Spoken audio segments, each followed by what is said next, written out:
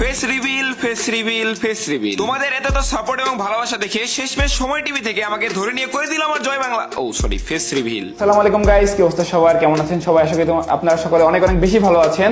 তো আজকে আমি চলে আসছি তানভীর ভাইয়ের কাছে, সময় টিভি বিনোদন আড্ডায়, তানভীর ভাইয়ের সাথে কিছু আড্ডা দিতে, আমার সম্পর্কে কিছু বলতে এবং তার সাথে ফেস্টিভ্যাল সংক্রান্ত কিছু কথা বলতে। তো তানভীর ভাই কি অবস্থা? এই তো আমি ভালো আছি, আপনার কি অবস্থা? আলহামদুলিল্লাহ ভাই, ভালো আছি। শুরুতে একটা প্যাচ মেরে দিয়েছেন, ফেস্টিভ্যাল নিয়ে কথা বলবেন। ফেস্টিভ্যাল কি আজকে হবে? দেখা যাক Tanvir. But wait wait wait, আমি তোমাদেরকে এটা বলবো না যে সময় টিভিতে গিয়ে আমি আমার ফেস্টিভ্যালটা করে আসছি, কিন্তু কিন্তু কিন্তু ভাই জীবনের প্রথম আমি ছিলাম ক্যামেরার সামনে, আই মিন ক্যামেরা আমার পেছনে। তো এখানে আমাকে অনেক ধরনের কোশ্চেন করা হয়েছে, ওয়ান কাইন্ড অফ কিউএনএ টাইপের তোমরা বলতে পারো। এখানে অনেক ধরনের কোশ্চেন যেটা তোমরা অনেকে জানো না, এগুলোর অ্যান্সার কিন্তু তোমরা এখানে পেয়ে যাবা।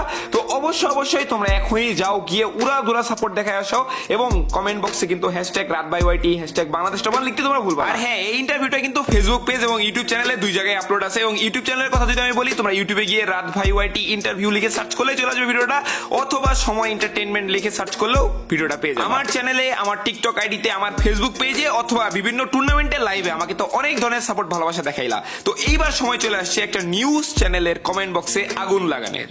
তো চলো।